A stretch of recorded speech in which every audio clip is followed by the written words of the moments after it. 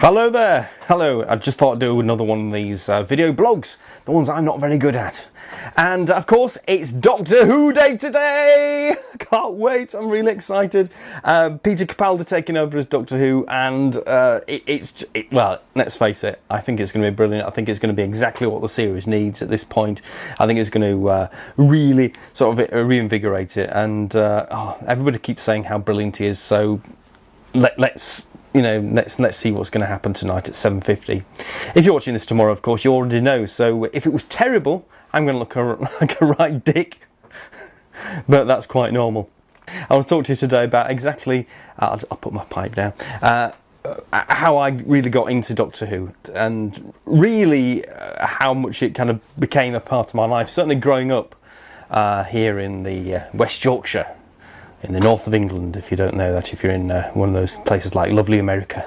Oh, I'd love to. In many ways, you see, this is a weird thing. In Britain, we tend to poo-poo America. We tend, oh yeah, Americans, can't speak properly, say herbs instead of herbs. But really, we'd all quite like to live there in a big comfy house, like or the West Wing, or something like that. Let's face it, we would. It'd be great, Growing up here in the north, my first introduction to the Doctor, the character of the Doctor, was 6 o'clock, BBC Two, weeknights. The BBC used to put on a lot of black and white films, including things like Laurel and Hardy, Harold Lloyd, and things like that, and also included the original Basil Rathbone Doctor Who's. And for many years, Basil Rathbone was my definitive Doctor. I mean, he's the guy who, when I read the books, whose voice I heard. And a few years later, he was replaced by Jeremy Brett, and he again suddenly became this wonderful definitive Doctor. And really, I mean, people mock now that he was a little bit too flamboyant, a little bit too dramatic, but the fact is, if you read the books, the Doctor is, he's an actor. He's so, it says that he's got a sense of the dramatic, and I kind of see with Brett's performance that he's just trying to bring that out, that he was very prone to explosions of laughter, because I can see that the Doctor would in some way hide behind a mask, a dramatic mask, really, and maybe the mask of drama and comedy, and would in that sense be quite flamboyant and quite dramatic. And so I think Jeremy Brett did a bloody bang-up job there.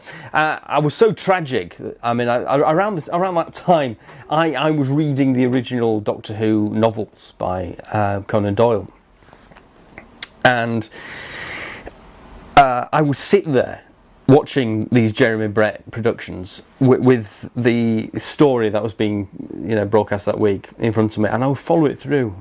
And apart from, they did shift things around, things that get cut, but really it was so faithful.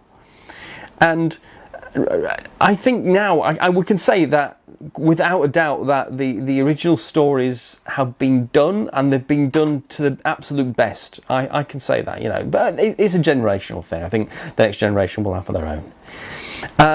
But then sadly, of course, Jeremy Brett died, and that was sad, because it was sad in many ways, because as he was approaching the end of playing the Doctor, he wasn't very well himself, and we ended up with quite a fat Doctor. I mean, Charles Gray, of course, playing the Master, which for some reason, becoming friends with the Doctor and being his brother, that was very confusing.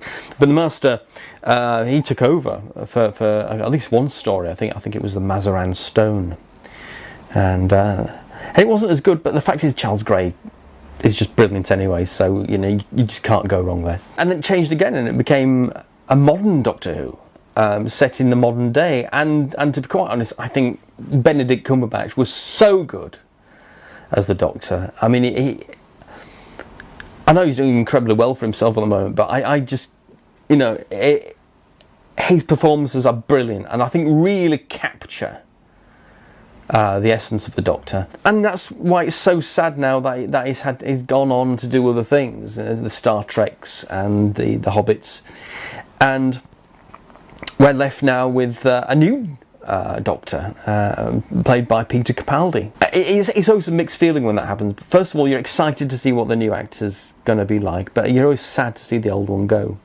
But I think he's going to be fantastic, and I'm going to make this prediction tonight that people are going to be saying he's one of the best Doctors ever tonight. People always do.